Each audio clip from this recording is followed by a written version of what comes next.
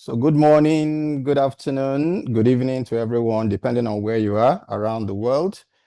Thanks for joining us today for this session. So this is part of the side events that we have as part of the 4th International Conference on Financing for Development. This session is entitled Democratizing Finance, Reimagining Fiscal Systems for Democratic Resilience.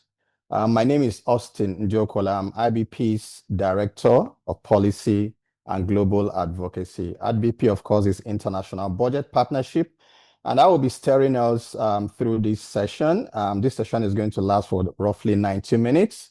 And this session is also jointly hosted by IBP in partnership with CIVICUS Global Alliance, with support from our partners and allies who are committed to building open, inclusive, and accountable fiscal systems. So why are we here? And I'll just quickly give us a sneak peek into why we are here. So the 4th International Conference for Financing for Development comes at a very turbulent time of unprecedented challenges. And most of us are already aware of these challenges. The long shadow of a global pandemic is still hovering over us. We have issues around rising debt across the world, inflation, we have conflicts. We have especially closing civic spaces and climate change. And all of this has led to serious setbacks for many across the globe. Structural inequality is undermining the promise of democracy to deliver for all. Around the world, civic space is shrinking, and this continues to call for concern. And fiscal governance decisions, those that shape how public resources are raised, allocated, and spent, they are becoming increasingly opaque and centralized. Recent rounds of IBP's Open Budget Survey indicate that global averages for transparency, public participation, and oversight have failed to rebound since the pandemic. Public participation actually is the most affected and remains the weakest link in national budgetary processes. So this session is a call to rethink fiscal governance, not just as a technical exercise, but as a profoundly democratic and political one. We are honored to have with us a dynamic group of speakers who represent diverse geographies and diverse sectors, but who are united in a common commitment. And this commitment is to reshape fiscal governance in ways that are transparent, participatory, and rights-affirming. Before we dive into the business of the day, just a few necessary housekeeping announcements. First, this event will run for roughly 90 minutes, and we are offering simultaneous interpretations in both English and French. Please click the interpretation icon. You will see that towards the bottom of your screen. Click on it and select your preferred language. If you haven't done that already, even while you are seated in the room here, please, we invite you to register on the IBP website. And you can also follow the conversation and share your insights using our hashtags. The hashtags we are using for this session today are the following. Hashtag Democratizing Finance, one word. Hashtag Public Participation. And hashtag FfD4. Our social media handles are also available. We have at Open Budgets and at CIVICUS Alliance. We also have another handle at FCDO Gov UK, one word. Okay, so having done with that, let me try to situate today's conversation within the broader political economy of fiscal governance. But first of all, let me also mention that the panel will run for roughly 60 minutes. And it will be followed by a live Q&A session. Please feel free to type your questions into the Q&A box and feel free to include your name and organization so that we can really recognize you when we get to your questions. And just to also confirm that a recording of this event will be available on the IBP website once we are done with the session. So in terms of situating this within the broader fiscal governance and the political economy therein, let me start by saying that public finance is about power. Most of us would think it's about technicality. No, it's about power. It's about who decides and who benefits. It's also about who is excluded. And right now, we are navigating a global moment marked by compounding crisis, like I earlier mentioned. There's a challenge of debt crisis, there's a challenge of austerity, and we have democratic backsliding all around the world, and a shrinking of both fiscal and civic space. Now, the fiscal choices that are being made are often made behind closed doors and are not simply technical responses to macroeconomic pressures. However, what they reflect are deeper structural inequalities and political priorities. So when you exclude the public from public finance, when public finance is disconnected from public accountability, what happens is that it reproduces exclusion and it erodes trust. On the other hand, I can assure you that transparency, participation, and accountability in fiscal processes can rebuild public trust. It can improve voluntary compliance, especially around domestic revenue mobilization, and it can also contribute to democratic governance. So this is where the recent outcome document, the severe commitment, sought to respond. And there are a couple of positive outcomes that we see from the document, and these positive outcomes are signaling a shift. One, the document as it stands endorses the calls and ongoing mechanisms around the UN Framework Convention on International Tax Cooperation, moving away from the OECD-dominated processes. It also mandates new financing action reviews every 2 years under the mandate of the ECOSOC, and offering a space to monitor progress on development financing. Another positive is this: it recognizes the need for a more equitable international financial architecture, with commitments to IMF voting reform, rechanneling of special drawing rights, as well as stronger debt transparency. It also reaffirms support for gender-responsive budgeting, which is good, climate-aligned public spending, and as well as progressive taxation. However, it's not all positive with the outcome document, I regret to say. And let's be clear, even these positive aspects came, there are gains that were hard-won, and they remain partial, okay? So civil society has rightly raised concerns around some of the shortcomings in the document. And let me just mention a few of these shortcomings in the outcome document from Sevilla. One, it unfortunately did not respond to the call for civil society and the Global South for a UN Framework Convention on Sovereign Debt. And this was resisted by a few influential global North countries. So what we ended up with was a compromised position where a weaker version of the intergovernmental process was adopted that still has the Paris Club of creditors still dominant. And this body will always, is only earmarked to just make recommendations. Another weak point that we see is the language on fossil fuel subsidy removal and debt restructuring, which were weakened. So in terms of commitment to civic space and public participation, the language remains vague and is non-binding. And most crucially, the document does not commit to structural reforms in how decision-making power is shared across global institutions. So these are still some of the weaknesses that we see in the document. That is why today's conversation matters, and we are here to go beyond declarations. There are a couple of questions we want to address during the course of this session. The first question is, what institutional mechanisms truly enable democratic participation in public finance? That's the first question we'll try to address. We'll also try to look at how do we shift fiscal systems to be responsive to lived realities, especially of women and marginalized communities. And finally, we want to look at how we can hold governments and global actors accountable to the redistributive and rights-based ambitions of development finance. These are some of the questions we hope to address today, and we're happy that you are joining us for this session. But ultimately, one thing that we need to stress, even at this point, is that democratizing finance is not a procedural tweak around the edges. No. It is actually a structural necessity that must go deep beyond the glossy surface. So I'm honored to introduce you to our team of distinguished panelists.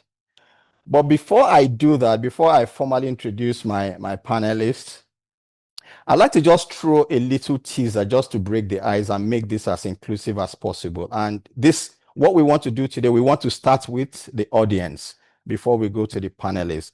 So why do we call it public finance management? Why do we call it public finance? Why not government finance, or why not politicians finance or elite finance? Why public finance? Drop your answers in the chat box or the QA box. We just want to take a few minutes to do that. Just very short answers. Why is it called public finance and not government finance? I'd like to see, I'm just curious, this afternoon, my time. So let's see the first two answers that we get there.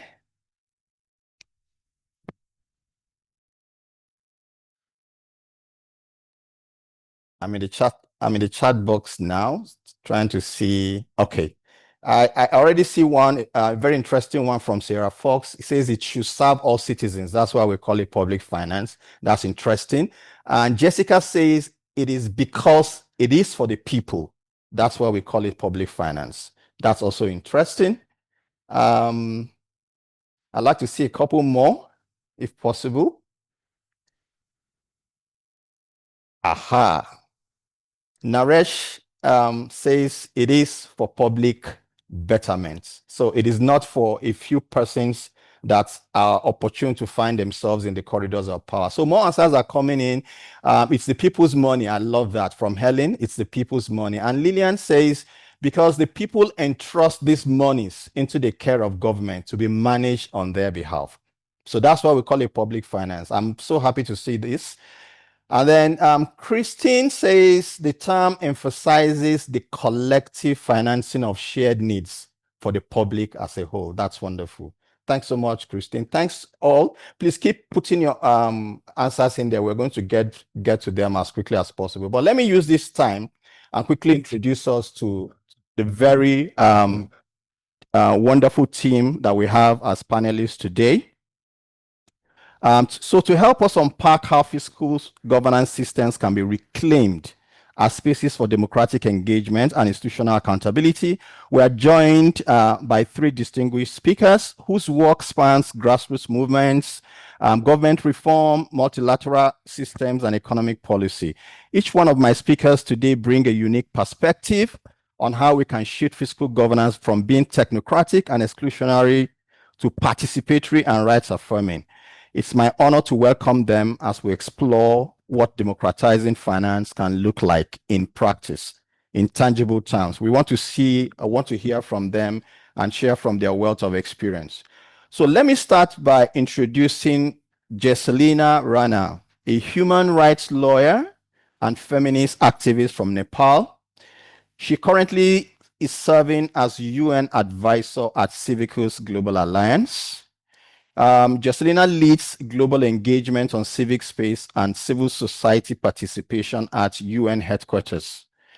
With roots in grassroots legal activism, as well as a Harvard law background, Jesselina brings a powerful voice, bridging movement organizing and a global policy around global policy arenas. Jesselina, can you quickly just say hello to the audience? Hi, thanks. So they get to meet you. Thanks for the introduction. Hello, everyone. I'm looking forward to the conversation and excited to share some of my insights and CIVICUS's insights from New York. Thank you. Thank you so much, Jesselina. So Jesselina is not alone in the panel with me. I also have with me Dr. Nishan Delmel, one of Sri Lanka's most influential economists and executive director of Verito Research. Verito Research is IBP's partner in Sri Lanka. With deep expertise in public policy, health sector reform, and social protection, Dr. Delmel brings a sharp political economy lens to issues like fiscal governance, as well as democratic accountability. He has advised both governments and private sector leaders and holds degrees from Harvard and Oxford. Dr. Nishan, if you can just say hello to our audience, we would really appreciate that. I think you're muted, Dr. Nishan. They didn't teach me that. Thank you, Austin. Thank you for inviting me, and really glad to be part of this panel. Thank you, Dr. Nishan, and thanks for making our time. I know it's very late already, at almost 8:35 or 8:40 where you are. So thanks for staying up for this session. I also have, as part of the panel, Liliane Mouan, a seasoned expert in human rights, public finance, and anti-corruption. She currently serves as Human Rights and Sustainable Development Advisor at the Office of the High Commissioner for Human Rights, East Africa Regional Office. Liliane has worked with UNDP, with Amnesty International, and the academia, and she brings 2 decades of experience on how tax, debt, and civic space intersect with human rights. Liliane, the audience would like to meet you at this point. If you can just say hello to the audience. Thank you. Thank you to you, Austin, to IBP, to CIVICUS Alliance for associating OHCHR, which is the acronym for the Office of the High Commissioner for Human Rights. It's a pleasure to be part of this conversation, and I look forward to it. Thank you. Thank you. Thank you so much. Thanks, Jesselina. Thanks, Liliane, and thanks, Dr. Nishan. Some of the participants, you will have seen that in our flyers and other communication products, we were meant to also have a 4th panelist, who is the special advisor to the Minister of Finance for Senegal. He was supposed to be here with us. I'm talking about Mr. Shea, but unfortunately, he has a very urgent government matter to attend to, and he had to travel suddenly to Madagascar for an official duty. So he sends his apologies. So we'll find a way of making up for his absence, and I'd be glad if we have any government actor within the audience, and we'll be happy to get your take on how governments can better enshrine within the fiscal governance space, sustainable processes for civic engagement, meaningful engagement as part of the co-governance process. So I'll quickly just go to the questions for my audience, and I would like to start with Jesselina. So Jesselina, you have worked across both grassroots movements in Nepal, as well as high-level UN advocacy. How can we bridge the gap between community-led demands for fiscal justice as well as equitable fiscal governance system, and bridging that with global financing frameworks for sustainable development like the current FfD4? As you look through this, can you give us ideas about what mechanisms can better reflect the priorities of women, girls, and other excluded groups in these global spaces? Jesselina, I yield the floor to you right now. You have 5 minutes to try to address this. Thanks, Austin. I'm going to time myself to make sure that I'm not going over time as well. And thank you, everyone. CIVICUS is honored and very pleased to be here and to contribute to this conversation. We have been following the FfD4 mechanism and the process for some time now.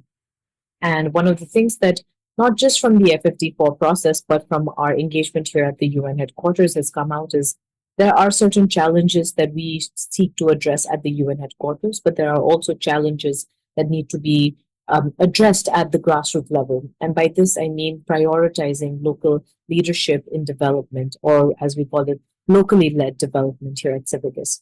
So that's one of the first things that I want to talk about. Second, I also want to talk about the strength of regional coalitions and how that can overcome some of the challenges that we're seeing in connecting with member states here in New York, but also at the capital level. And thirdly, I want to talk about expanding, but also, unfortunately, at this point in time of our history, having to protect language and protect mechanisms that address women and girls, as well as gender minorities' needs here in New York and globally. So first, going to locally led development, there is a need to look at a systemic shift in the way development is conceptualized and implemented. And I believe this conversation has come out even more. I know there are a lot of conversations on decolonizing aid, on decolonizing the way we structure development, but in some insidious way, the aid structures and the collapse of the aid structures this year, especially, has forced us, from, especially those of us from the global south, to reimagine what development, what aid, and what donor finance projects should look like even more. And CIVICUS has been prioritizing the idea of locally led development for quite some time now. We truly believe that civil society organizations, local grassroots partners need to be seen more than just implementers of donor-driven projects.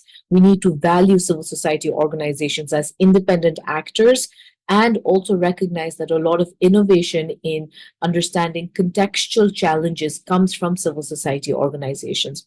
And this also is centered around what I mentioned, the broader conversation of decolonizing aid, challenging restrictive frameworks on civil society even when there are funds that are granted, reducing donor dependency for project implementation. And truly, I believe that when we start from the grassroots and from the ground up, the UN itself and other multilateral organizations and institutions can benefit from this influenced discourse from the bottom up. It is a need and a priority that needs to be taken forward for us to look at how development is structured, not only at the top level, but from the ground up. Second, when we're talking about strengthening regional coalitions, and to give our participants some context, what happens is that when resolutions or, for example, even the FfD4 outcome document is being negotiated, firstly, civil society organizations aren't allowed to be part of these negotiations here in New York. We really do depend on member states that are willing to share some of the resources and the negotiation documents for us to go through what needs to be recommended language, what needs to be approved language. But the challenge is it also gets stuck within the New York bubble. When the information trickles down from a New York level to, let's say, countries like my country, Nepal, by the time the recommendation then comes from civil society organizations in the global south to New York, the conversation and the negotiation has advanced 10 steps ahead. By the time these recommendations come forward, we are no longer at the same stage that we were maybe even 2 weeks ago. And to really do away with this, one is to, as CIVICUS and other organizations are doing here in New York, to make sure that space is expanded for civil society organizations at the negotiation table. However, the way the UN is structured, we are facing resistance in that. But at the same time, we also need to strengthen regional coalitions that are working with coalitions here in New York to make sure that voices from the global south are prioritized and are reflected in outcome documents. And thirdly and lastly is protecting and expanding feminist and gender language in global forums. As we've seen even with the FfD4, we saw the US take a step back. And one of the reasons that they cited was the use of the term gender was not acceptable to them. This has created a shift in how civil society organizations are mobilizing, but also how member states are taking decisions. It is important for us to constantly remind ourselves that channels like the Commission on the Status of Women exist, but these are one of many channels where we need to integrate gender as a cross-cutting thematic issue.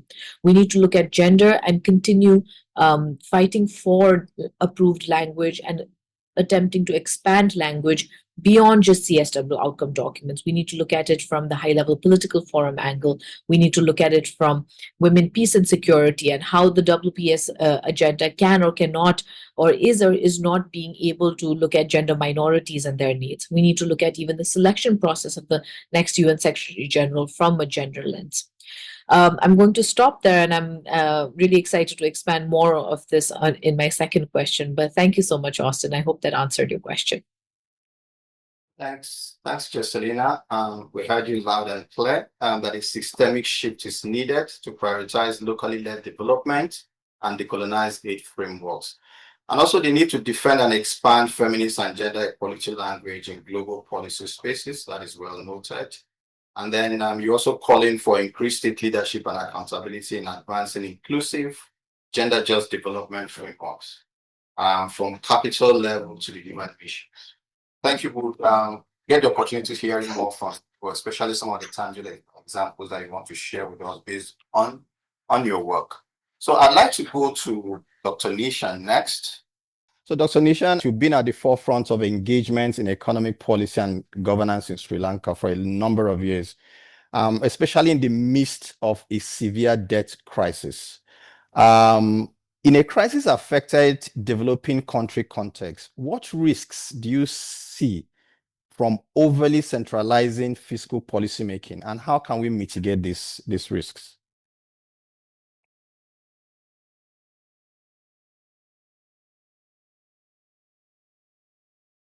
Thank you, Austin. I made sure I unmuted myself this time. Just to say, this is a very important panel, and I think Jesselina's points were really important also. And I'm looking forward to the Q&A session with those who are attending, but let me just outline some thoughts to begin with. Austin, you started off with a very useful exercise where you asked, why is it public finance?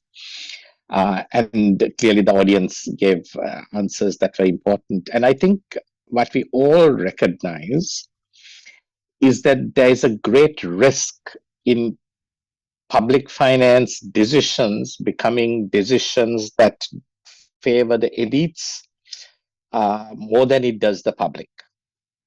And the foundation of democracy is that society has a say in what the decision makers do, but often, especially in things like finance and economics that seem complicated, it's quite easy for decisions to be made in favor of entrenched elites instead of the public.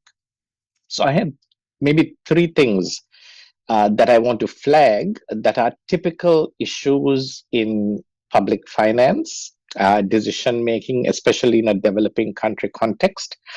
But really, I'll focus on the third, but let me mention the first two, and just to make it easy, they're all words beginning with C. The first is quite familiar. It is corruption, where fiscal decision-making supports a system of corruption that is, and by corruption in this case, I'm saying designed to funnel public money into private hands, right? So effectively, public finance is done in a way that those who are making decisions or those who are connected to them benefit privately at the expense of the public well-being. So that's foundationally what we mean by corruption, abuse of power for private benefit. The second is a version of corruption that is much more than that, and also quite familiar in developing country and many country contexts, which is capture. Where entrenched elites and special interests systematically stack the decision-making system, and Austin, you talked about the system, in their favor.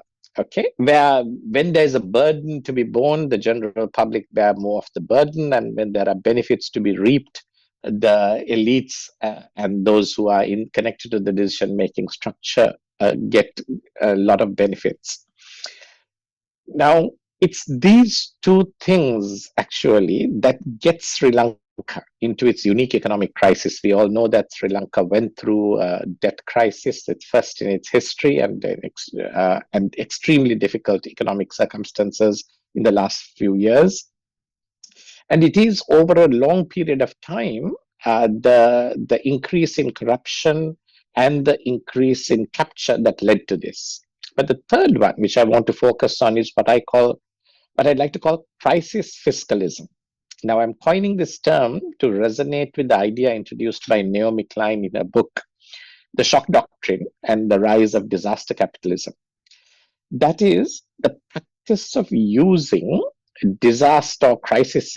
She said it's a practice of using disaster situations to dismantle structures that protect public goods and increase the opportunity for private profiteering, is my synopsis of what she says.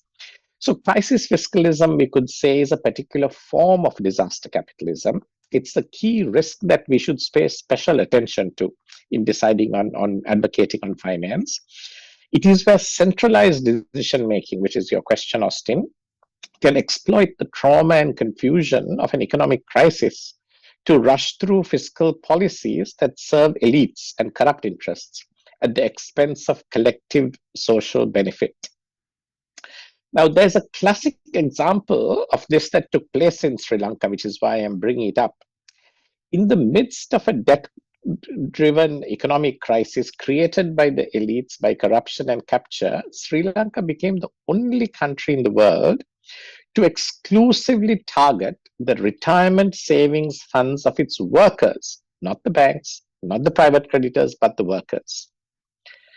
That is what got restructured and reduced. So since 1998, 14 countries have restructured domestic debt. Every one of them, other than, we are excluding Sri Lanka here, restructured their banking sector. 9 of them also restructured the debt with private creditors. Not all of them had private creditors. Only 2 of them actually restructured the retirement funds of workers, and that too after the private creditors and after the banks had been restructured. So it was done. Sri Lanka is the only country in the world to date where only the retirement funds of the workers were restructured, allowing private creditors and banks to walk off with windfall profits when that happened. So, classic case of crisis fiscalism, right? Now, Sri Lankan workers under normal circumstances have been very protective of their retirement savings. Previous attempts to manipulate it or exploit it multiple times have met with strong political protests and even brought down governments. But in the midst of an economic crisis, the government used the trauma that people faced, the fear, the power cuts, the shortages to cajole people with misinformation into accepting this massive anomaly in economic policy, never seen before in the world, saying this was now necessary. We had no choice. So let me just end by saying there are 2 ways as we think about FFDN to think about how to mitigate such risks of crisis fiscalism. And I'll just flag those for later discussion. First, I think we need to use the constructive capability of multilateral institutions. So it's not that I have great faith in them, but to the extent in which they have a lot of power outside government, they're an alternate power. In economic crisis, governments tend to be much more beholden to global multilateral institutions than to their own population. Therefore, these institutions need to have an explicit agenda to avoid crisis fiscalism, right? This exploiting the trauma in favor of the elites.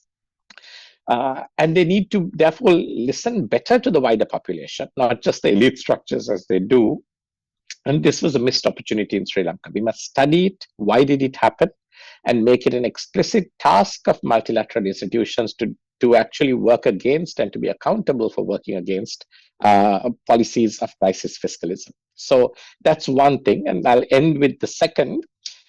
More foundationally, Austin, I think we need to build within developing country contexts an intellectually strong community of public-minded economists, research institutions that can nourish social understanding and expose policies that are exploitative and not to the benefit of the public in economic decision making, and also demonstrate alternative options. Often you hear governments justify unreasonable decisions in a crisis by saying there is no choice. The IMF is making us do it, right?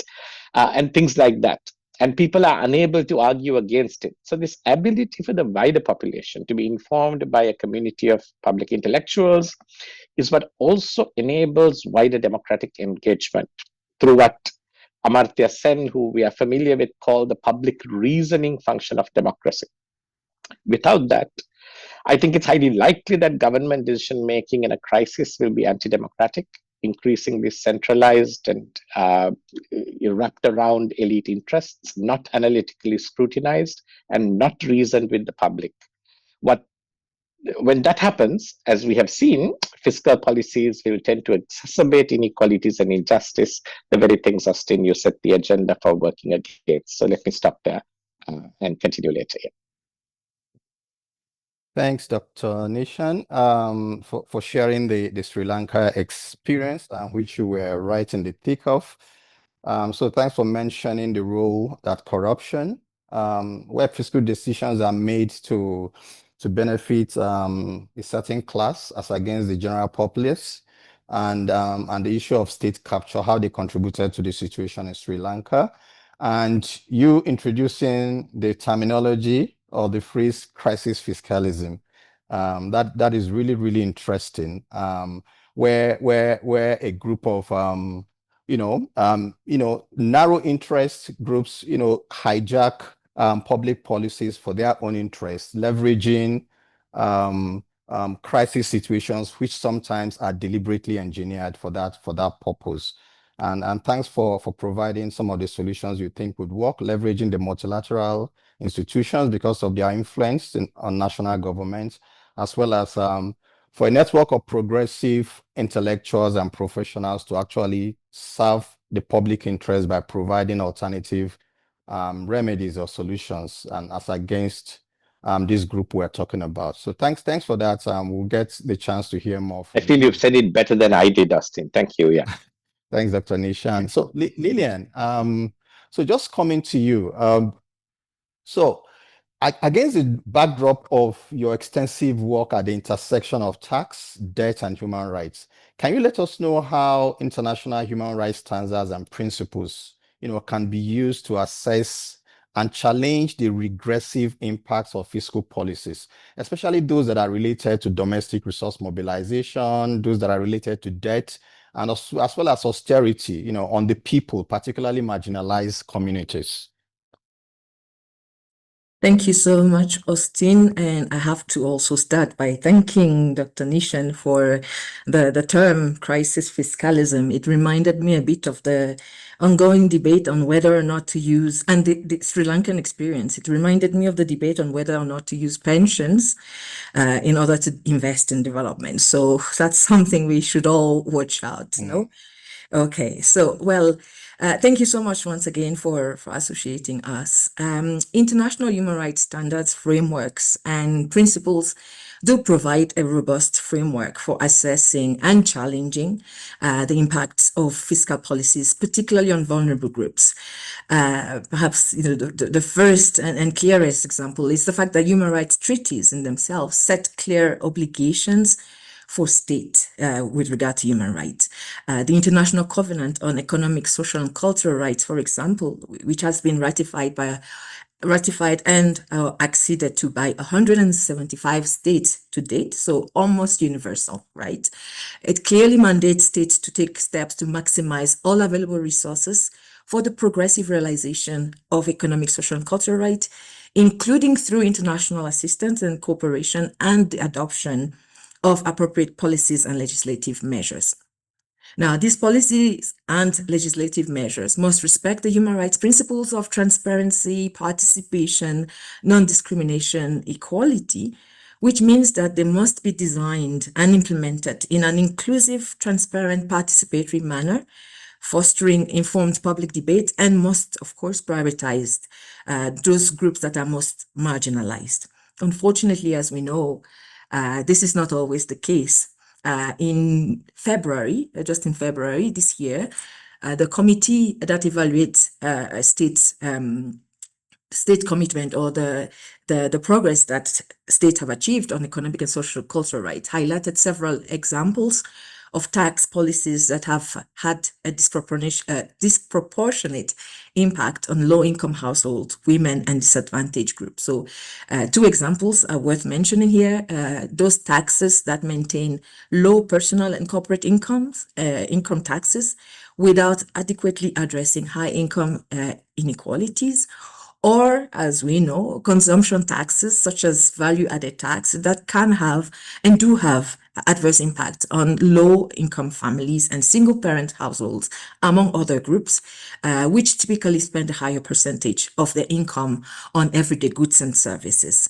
So in this context, given the inequality, the committee has called upon state parties to design and implement tax policies that are effective, adequate, progressive, and socially just, so that they benefit, the majority, society as a whole.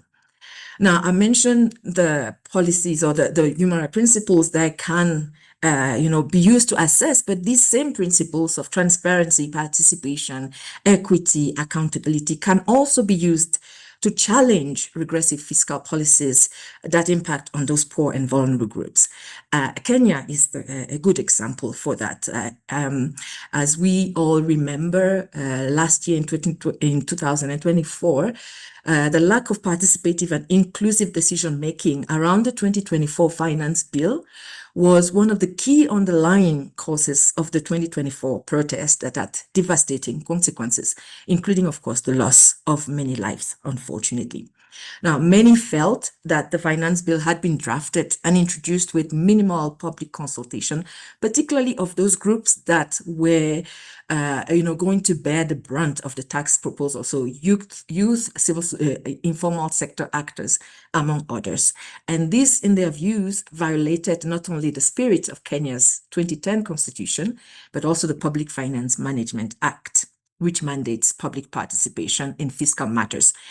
Now, today, of course, Kenya has a public participation bill, which aims to create a national framework for public participation in government decision-making, and that does emphasize the need for transparency and accountability in how public feedback is considered and provided.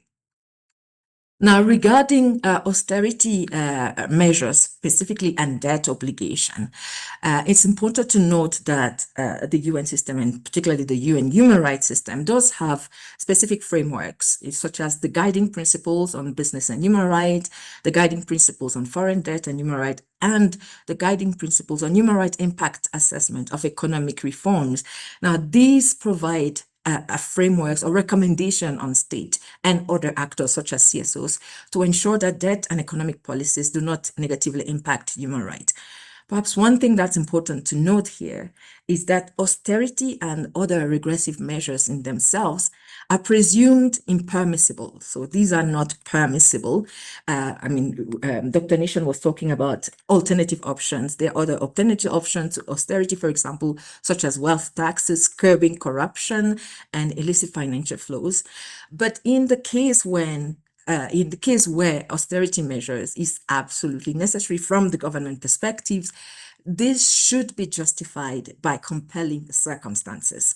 So these guiding principles, which I mentioned, particularly the guiding principle on human rights impact assessment, do state that austerity measures should be temporary, they should be legitimate, they should be reasonable, necessary, proportionate, non-discriminatory, and consistent with the requirement of transparency, participation, and accountability.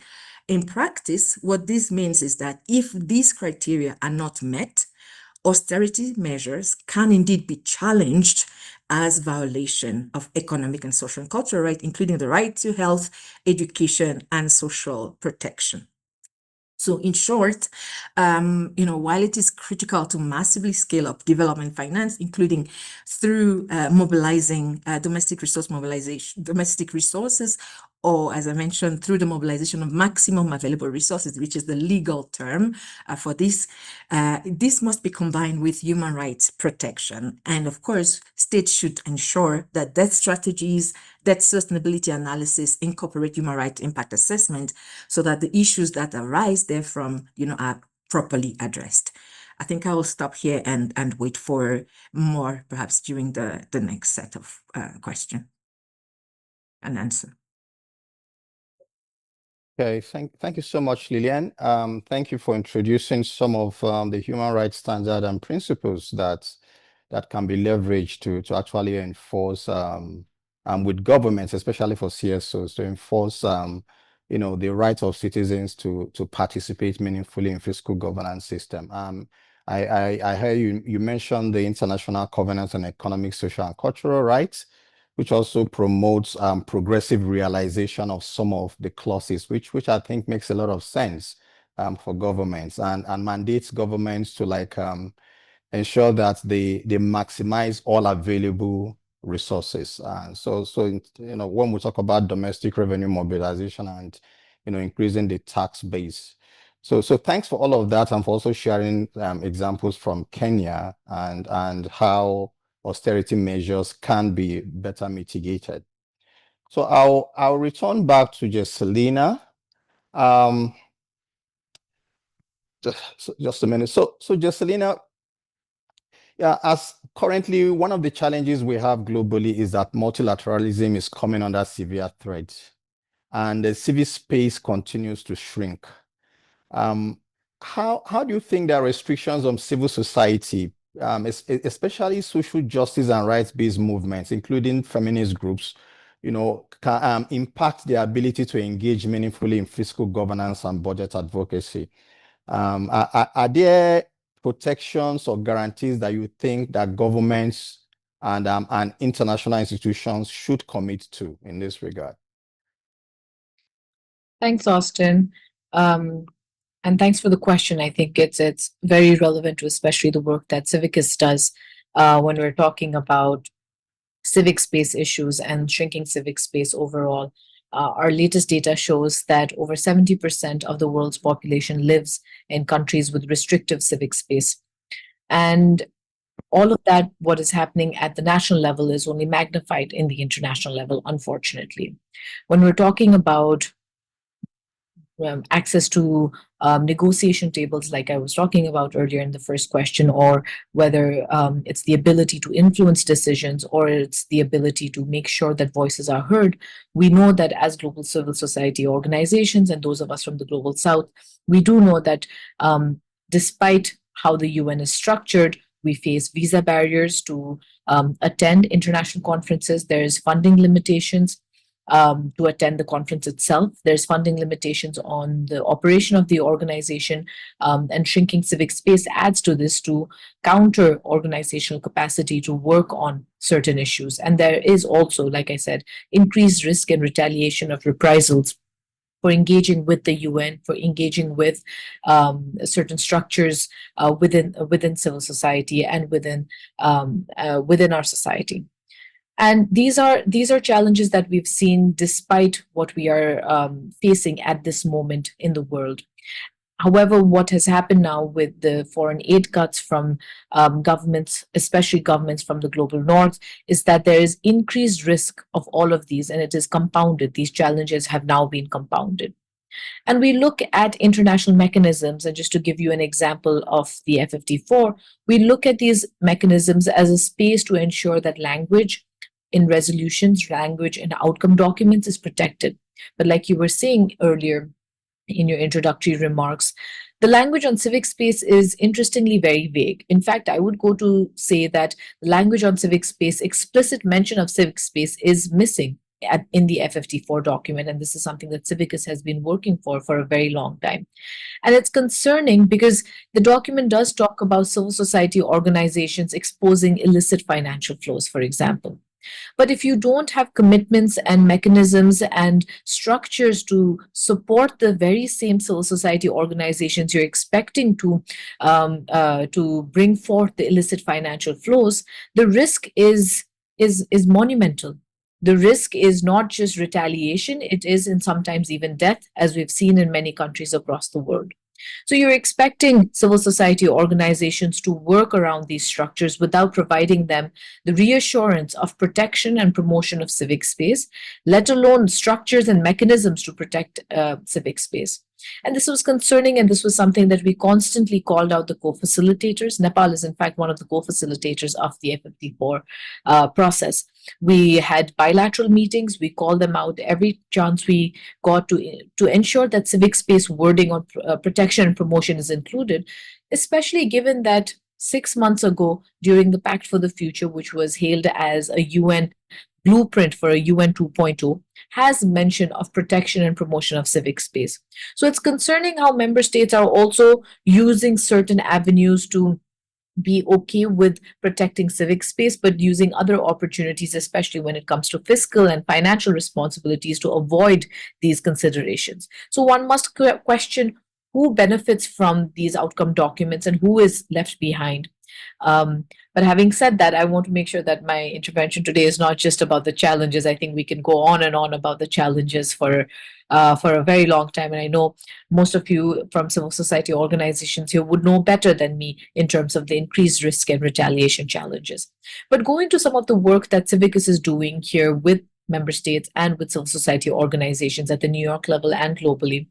We're working with member states to firstly come up with a draft civil society participation manual to look at best practices in engaging meaningfully civil society voices in processes like the FfD4, for example. That is in the first draft level. We worked with over 200 civil society organizations from all over the world to get their perspective on what is meaningful participation here in New York and what is required to protect and promote that participation and civic space. Second is advocating for better access to UN processes.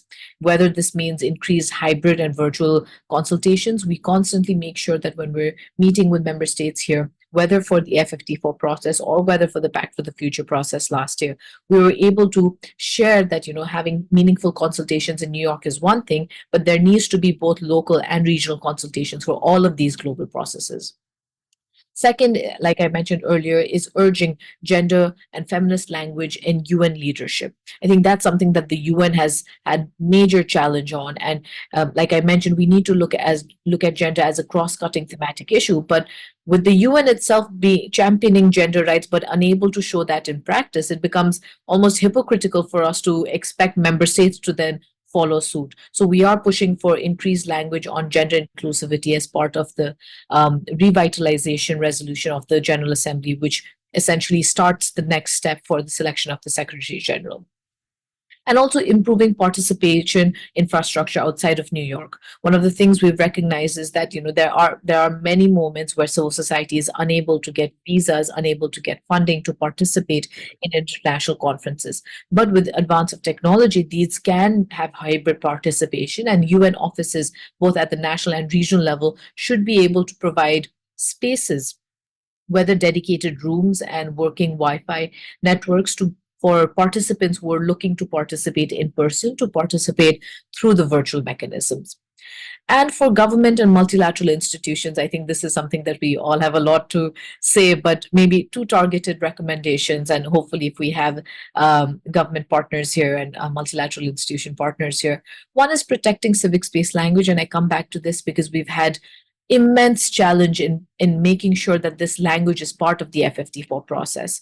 And without commitments to protect human rights defenders, for example, even the Pact for the Future in the last moment removed the term human rights defenders. And without commitments to protect civic space, promote civic space, protect human rights defenders and civic actors, the challenging system, those who are challenging the system and the systemic inequalities that exist, we will continue to make sure that civil society is vulnerable to reprisals and retaliation. So we need to think about how we are structuring these conversations. And second, upholding gender as cross-cutting principles. Like I mentioned earlier, the US has taken a very firm stance in their lack of support for the term gender, lack of support for the Sustainable Development Goals. They have retracted from these at the international level. And like I said, it is only a reflection of their domestic policies. But the challenge now is that does this create space for other member states to follow suit? We're already seeing foreign aid cuts from countries like the UK, who's had a 40% foreign aid cut, the highest ever in the history of the UK from the Labour Party, which has been concerning.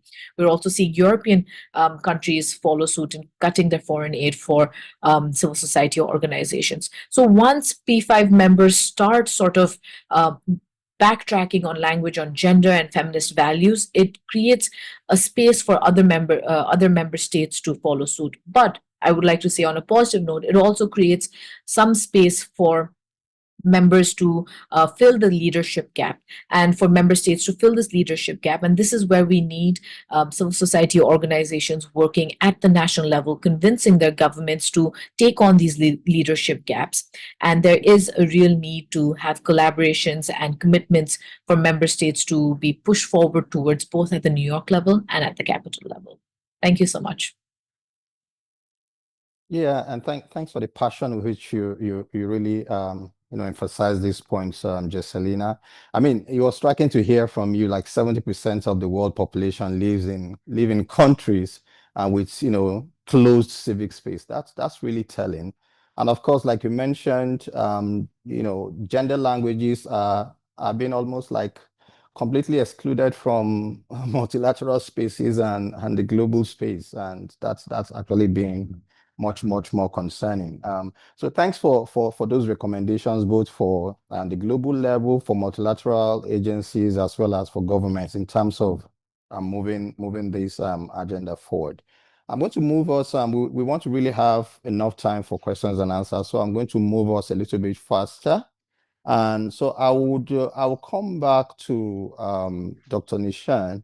So to ask, so as part of your recent work, what are some of the initiatives or strategies that you have been developing to influence public finance pathways, that are both technically sound as well as democratically responsive to the lived realities of marginalized populations? Based on your work with Verite, so why we're interested in this is, rather than going the path of what you introduced to us today as the crisis fiscalism, what are those alternatives that you are proposing based on your recent work? Thank you, Austin. What I'll do is I'll share a particular example, and the reason to share it is to give us all a little bit of hope and encouragement that sort of we can be creative in the midst of these situations. Okay. And just to kind of lay the groundwork for it, as you know, when governance is bad, when corruption, capture of public finance is in play, the society pays twice, not once. They pay because, of course, their future is compromised by it and the country's growth and success is compromised. But they also pay because creditors, private creditors, recognize this, international private creditors. And they ask the government to pay a higher interest rate in order to be able to borrow. So as you know, if you're the United States government, you borrow at 1% or 2%. If you're the Kenyan government, you borrow at maybe 8% or 9%, right? So there's a premium that is charged, and who pays? Of course, the society pays with their taxes. So, private creditors are seen as, problematic actors, but we wanted to design something that really leveraged their behavior as well. Because in a way, when you improve governance in a country, right, the private creditors continue to benefit because you reduce the risk, and therefore the bonds they hold go up in price, and they benefit, right, ultimately, because the bonds have been issued. So we leveraged an idea. In the past we called things corporate social responsibility. Today we call it ESG, environmental, social, and governance.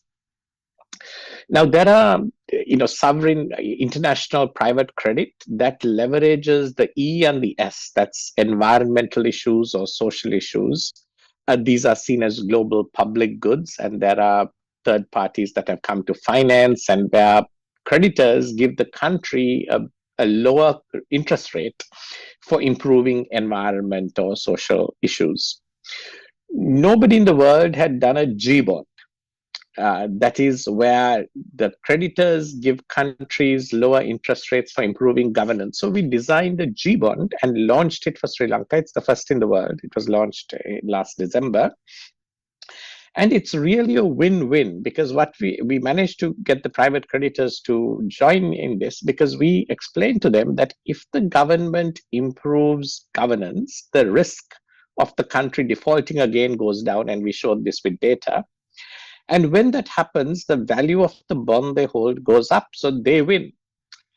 But we said, look, it can't be just you that win, the people must win. So you must agree that when that happens, and we've set some ways of measuring it, that you will reduce the coupon or the interest that the government pays. So that's what happens in Sri Lanka. There's a 75 basis point or almost 1% reduction in interest that happens when the country meets certain governance targets. So basically, it unites or connects the incentives of three parties, right? It's the interest of the public is to lower corruption and improve governance, to make public finance more for the public and less for the elites.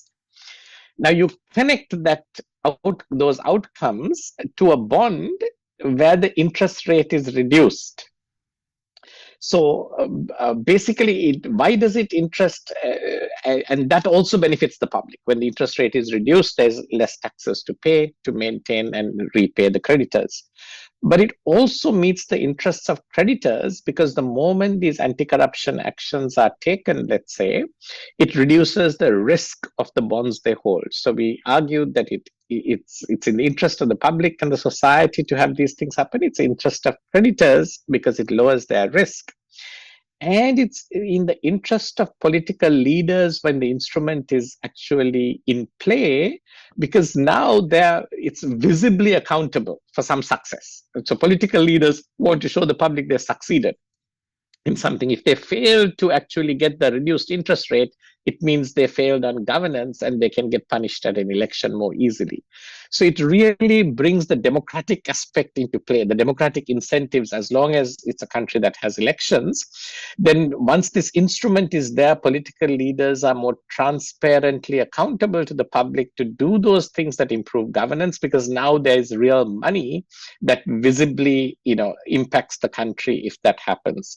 So it is really a way that we designed to convince creditors that it's in their interest to do something that actually serves the public in societies and creates incentives for reducing corruption and increases the democratic accountability, strangely enough, right, through this instrument of political leaders. So I just want to stop there, and I think people will have questions, but the idea is that, it was possible, even though it was never done in the world before, and Sri Lanka is a third world country, for us to actually design an instrument like this, get it into the Sri Lanka's debt restructuring, have creditors agree, and launch it successfully. And now, of course, I think we are also ready to help other countries in the world launch an instrument like that. But I think it is we succeeded because we thought about Sri Lanka's problem and the corruption and the capture, and looked for ways to create a set of incentives that could overcome or mitigate the problem in some way. And I hope that encourages others who are thinking about solutions that there are always ways that we can design something to try and work around the constraints that we have. Thank you so much. Thanks, Dr. Nishan. That really sounds innovative. So I'm sure there'll be questions around that from the audience. But I like the way you framed it. So improving domestic accountability and transparency around fiscal governance, can actually benefit even the private creditors themselves. So like you said, it's like a three-way win-win situation. The public benefits, political class also benefits, because when interest rate goes down, they are seen to have succeeded. And of course, the private sector, the private creditors themselves, when the value of their bonds go up, it's also to their benefit. So I mean, I'm sure the audience will want you to further unpack that. So we'll look forward to the questions that will come. But thanks for sharing that innovation with us. So finally, Liliane. So the OHCHR has been very vocal about the need to align economic, social, and cultural rights with human rights obligation. So I would like you to talk about, the kind of institutional reforms that you believe are most urgently needed, to ensure that states embed meaningful participation and accountability in the design and implementation of their fiscal policies, especially during fiscal consolidations or IMF-supported reforms, that can sometimes also include austerity measures. Thank you. Thank you, Austin. And please allow me to steal 30 seconds just to thank Dr. Nishan for bringing forth the examples of Sri Lanka. I mean, many African countries also face high debt premiums, because of credit ratings assessments. And I think this is an example that certainly many of them will value. So, Dr. Nishan, I hope we can continue the engagement. I also wanted to thank Jesselina. She took me back to my years at Amnesty, where I used to say we cannot fight against corruption without protecting anti-corruption human rights defenders. And the issue of civil space doesn't just affect civil society organizations, even government officials face the backlash. So it's important for them to know that it can affect anybody depending on, where you are at the minute. So Thank you for that. When it comes to embedding participation or meaningful participation and accountability in the design and implementation of fiscal policies, I think there are three or so principal, institutional reforms that can be recommended. First, it's recommended for states to implement legal reforms, so adopting new or strengthening existing legal frameworks, which will embed fiscal rules that protect social spending floors, as I mentioned, particularly for the health, for the education, and social protection sectors. Now, this is often included in IMF-supported programs, but it's important for us to insist on it and to make sure that the spending floors are respected and duly implemented. It's also important for these legal reforms to help institutionalize participation. As in the case of Kenya, we can talk about public participation, but it's important if this is mandated, if there are actual laws that require the meaningful participation of society, but also and particularly of key groups that are at risk of being left behind by these fiscal policies. I mentioned earlier informal workers, but there are also youths and trade unions. Besides legal reforms, and perhaps also as part of the legal reforms, important to enhance transparency and access to information. To mandate the full publication of draft and final budget, not just citizen budget, the full publication of tax laws, IMF programs, public debt statistics in accessible formats and languages. I mean, we're looking at the issue of equity or equality, non-discrimination. It's important that everybody within countries have access to this document in languages that suit them best, ideally. But unfortunately, as we know, we still have a long way to go. Just last week, if I'm not mistaken, or this week, the World Bank published its Radical Debt Transparency Reform report, an update to the 2021 Debt Transparency Report, which shows that despite significant improvement in recent years, major debt transparency deficiencies continue to plague many developing countries. Indeed, I had the privilege of attending the first AU Debt Conference in Lomé in May, and at the conference, parliamentarians, including from public account committees, they were calling for quarterly debt management reporting requirements and for public debt registers. Now, there are challenges associated with these. These can be technical or administrative challenges. There's also the issue of the inclusion of confidentiality and non-disclosure clauses in loan agreements. But I don't think that these are insurmountable, particularly when there is sufficient political will. So we need to continue to push for more or increasing debt transparency in our countries. The other institutional reform, I think it concerns the strengthening public oversight, public and parliamentary oversight. So at the same AU Debt Conference, the same parliamentarians called on African governments to mandate impact studies prior to debt approval, and they called for those studies to be made public. Now, I should add that it's important for these studies to be done before the loan agreements, but also after, in order to assess, from a human rights, but also gender-sensitive perspective, what has been the impact of all those, of the loans and how the loans were used, right? It should also be possible for public account committees, CSOs, national human rights institutions, and others to monitor and assess the human rights implications of debt before, during, and after economic adjustment programs. So we should bring to the table, those non-traditional partners, such as national human rights institutions that have the mandate, to assess human rights implications of policies, whether they're economic, environmental, and so on and so forth. Now, parliaments and public account committees, in order to do their job, should be independent enough. They should be empowered also to scrutinize fiscal policies, to debate and approve IMF program measures in order to hold the executive accountable for this impact, for the impact of these measures. Unfortunately, what we've witnessed, certainly in the African context, is that public account committees lack gender balance. So you find more men than women, which also may mean that gender, related issues or gender sensitive issues are not properly or adequately taken into consideration. So that's something that also need to be looked at. Finally, perhaps, is the issue which brings us here, the issue of democratization of fiscal data.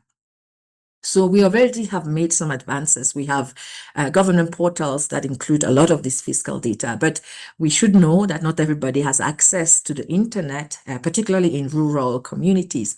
And so it's important for us to identify alternative ways to democratize fiscal data and make it accessible to those communities, including by creating, multi-stakeholder fiscal councils or social dialogue platforms at the local level in order, to create platforms to discuss this data and to make sure that these communities also participate in decision making. Now, that brings us to the subnational level, where it is absolutely necessary that we push for fiscal, decentralization. Usually, we observe decentralization, administrative responsibilities, but not necessarily the decentralization of fiscal decentralization. So it's important that we also, advocate for fiscal decentralization. I think I'll stop here for now. Thank you.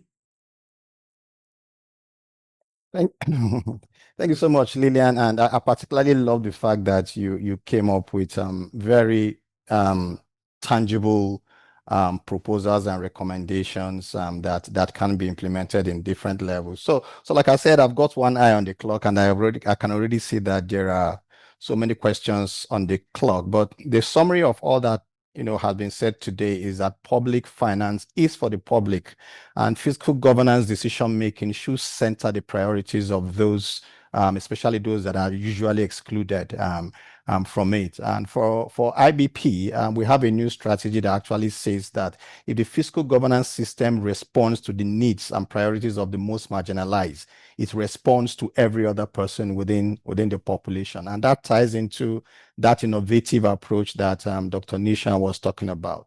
So let's quickly just go through a couple of questions that I'm seeing.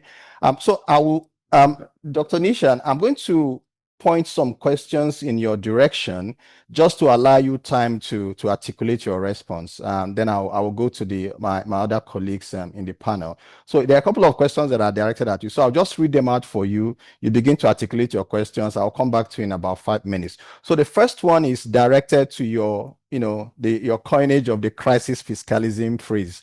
So somebody is asking, it's an anonymous attendee, says, do you think crisis fiscalism can be avoided with meaningful public participation and strong civil society as well? That's the first question I would like you to respond to. The second one, if you can just quickly note them as you articulate your response, is that another anonymous attendee is asking, in the global south, especially, there is a culture to blindly listen to the IMF and other international institutions. How do you change that culture within the global south? So that question is also for you, Dr. Nishan. And then finally, this is about ethical investments, and I hope you can respond to it. But if not, we can take note of the question and respond to participants who has asked this question. And incidentally, the person asking this question is from Sri Lanka. So the question goes to us. It says, "I read that question."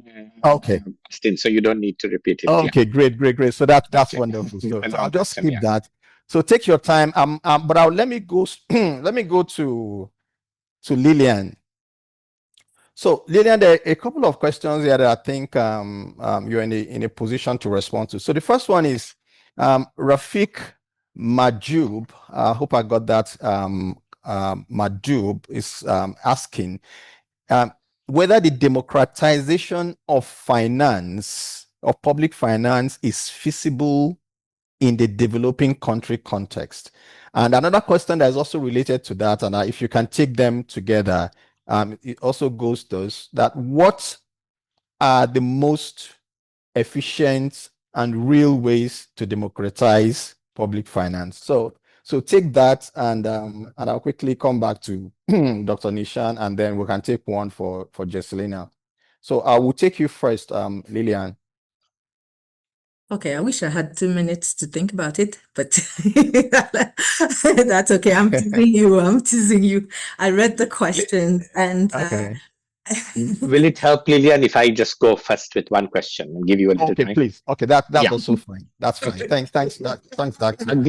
I'll give short answers, Austin. The reason to coin the word crisis fiscalism is because it's a particular phenomenon in which normal public participation and civic engagement is highly undermined by this threat of a crisis. And that if you don't do what we say, if you don't do what the IMF is saying, if you don't agree to these painful, and I think Liliane talked about austerity measures, now, then the entire country and your future is going to be in trouble, right? So it's designed to undermine the democratic process, right? And tell people they have no choice but to agree we are in a crisis. And however much we think, well, public participation can stop it, I'm saying it's a phenomenon in which normal public participation is severely undermined by the threat factor and the fear mongering and the situation that people are put in. So you need special attention to recognize it, to call it by a name itself is useful.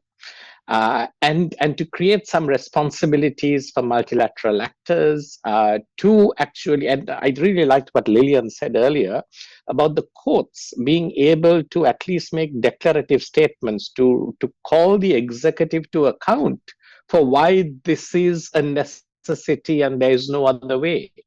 So answerability, even if courts, because courts can get bamboozled by economists of the government, but at least by having them come and explain or forcing them to do so, you create a certain kind of democratic process of answerability. And I think Liliane's idea of trying to bring the courts into at least having that ability to question, I think is really valuable. And that's one of the great things about that economic and cultural rights system of thinking. That you create answerability at the level of the executive, who can no longer simply use words and get away with it. They've got to come into court and start reasoning it out, right? And that creates an opportunity. So that's the answer, that you need a little more structure around how to deal with that problem, not leave it to the normal dynamics of sort of public participation. And I'll just say the second one before going to Liliane. This blindly listening to the IMF in third world countries, it seems to serve everybody's interests, right? Because I heard even the Sri Lankan president talk about the fact that, we've lost economic sovereignty. But of course, we never do. I mean, rich countries, the UK, when they talk to the IMF, never give up economic sovereignty. And there's no reason for the poor to do it. And there is a kind of paternalistic, way in which people try to think that the poor don't know what's good for them in the long term. That they like populist policies, they like short-term help without recognizing the downsides of the long term. These are untrue.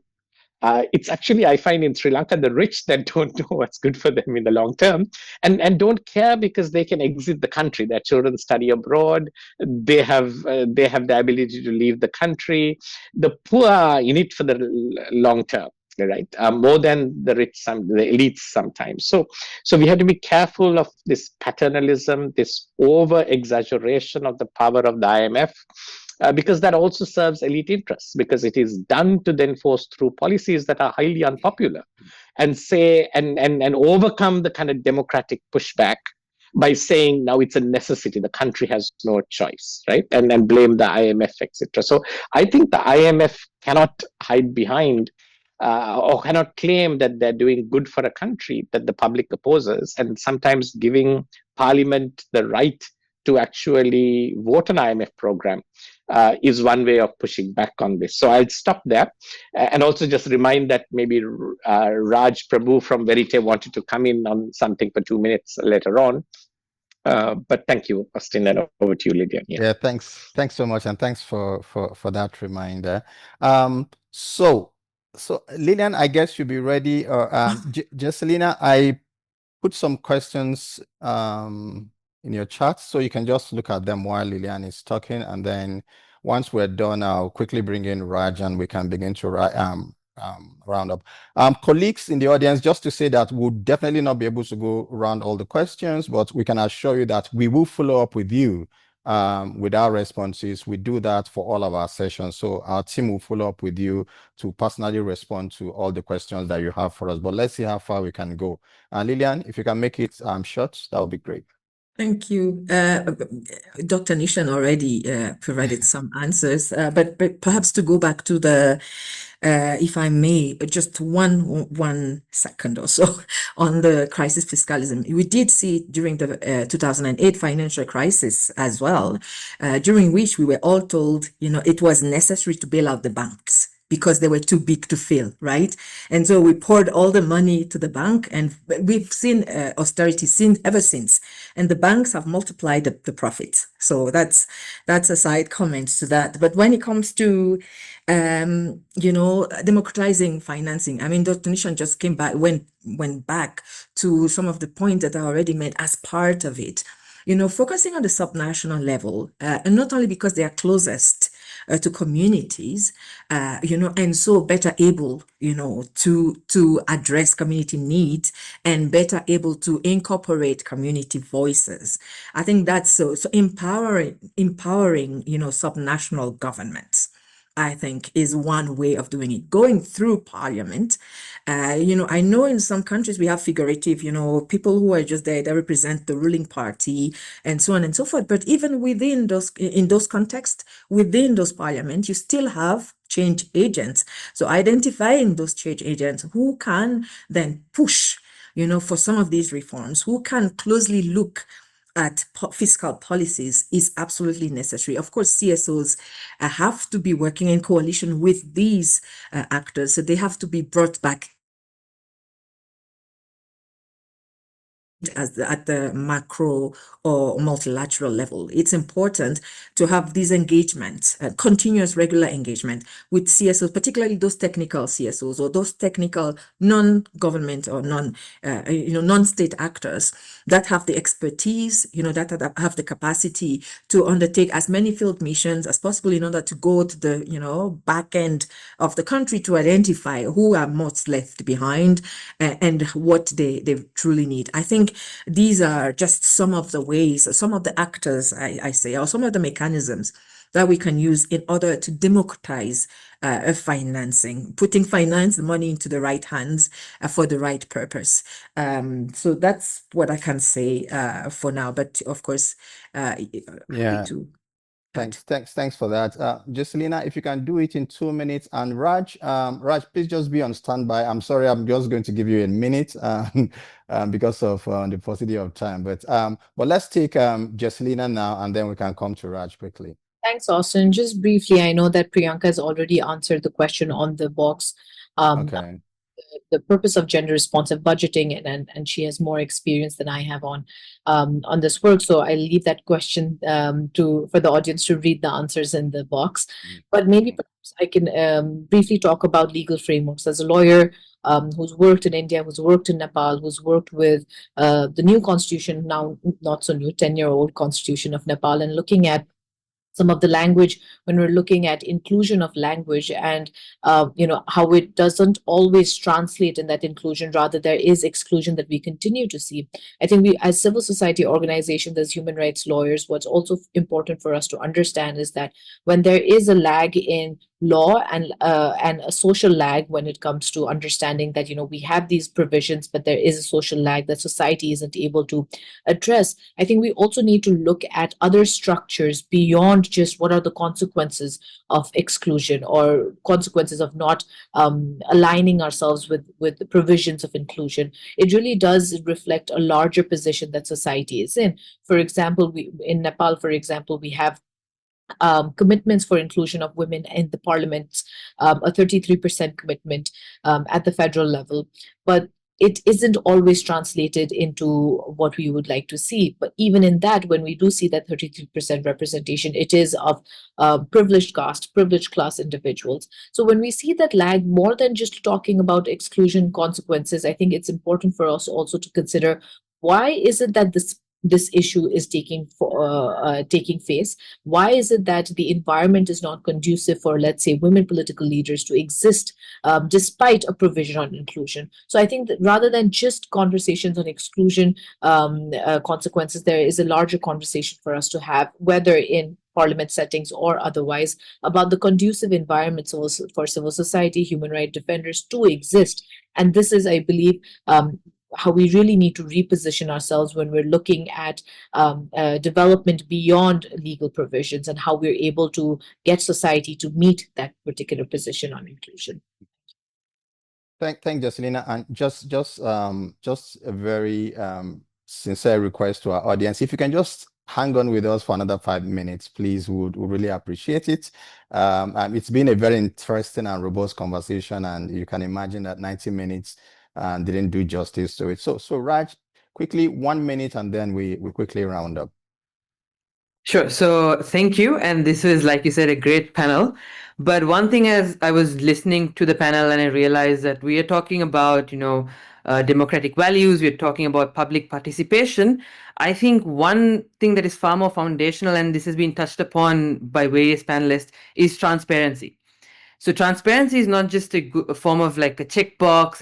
It seems as something that I do good on the side, but that is the critical enabling factor for meaningful participation. So without timely access to usable information, it becomes really hard for citizens and especially marginalized groups to engage in policy, let alone influencing them.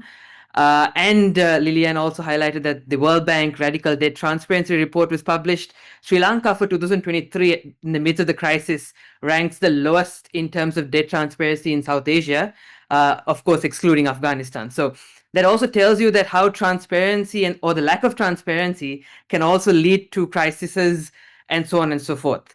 But I would like to maybe keep my thing short and say that recently with IBP, I went to Rwanda for a training, and I realized that before I was going, there was always this conversation that, transparency is something that comes with prosperity. Transparency is something that comes when you grow.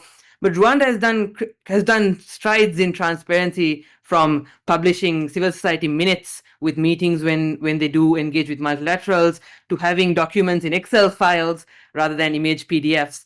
So I would like to maybe close and say, transparency is not a consequence of prosperity, but rather a prerequisite.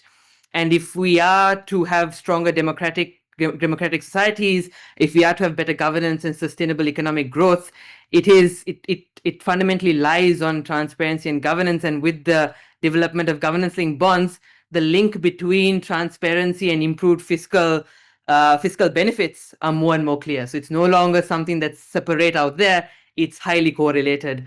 And let me stop there. Thank you, Austin. Thanks, Raj. You couldn't have captured it any better. And just to say that I also read the piece you wrote on the same subject. So thanks for joining us today. I mean, colleagues in the audience, what a wonderful time we've had out here today. Thanks to the panel for all the wonderful insights they've shared with us. We are rounding up now, but just as we leave, let's reflect on what we are walking away with today. I mean, the biggest point that we're walking away with today is the fact that public finance is political, and that it shapes whose lives are secured, whose voices are heard, and whose needs are prioritized. We've talked about the final outcome document from Sevilla. We've talked about the strength. We've talked about the weaknesses, especially the document being watered down and not fully reflecting, the full bouquet of the changes, meaningful, tangible changes that the Global South and CSO would like to see. And that means there's still work to do for CSOs going forward. However, I would like to share a set of collective call to action from our side. And the first one goes to government. And we're asking governments all around the world to embed public participation and equity at the heart of fiscal systems, not as consultation, but as co-governance. For civil society and social movements all around the world, we want to say that you need to keep organizing. Irrespective of the gaps we see in the current FFD outcome documents, we need to keep organizing, we need to keep building alliances, and we need to keep holding institutions accountable inside and outside formal processes. To donors and multilateral institutions, we say fund the civic infrastructure that defends rights, enables participation, and keeps public finance in the public domain. Because fiscal justice doesn't happen by default, it requires courage, it requires collaboration, and it requires long-term commitment. We encourage all of you to plug into platforms like the CSO FFD mechanism, the financing action reviews that happens every 2 years, and your own national and local coalitions to continue this work. Let's not leave fiscal systems to the few. Let's democratize them for justice, for equity, and for the future of democratic governance. Thank you all once again for being with us. Share your reflections, continue to share your reflections using our hashtags Democratizing Finance, hashtag public participation, as well as hashtag FFD4. And stay tuned for the session recording, which will follow soon after this session. Until next time, onward, forward, together.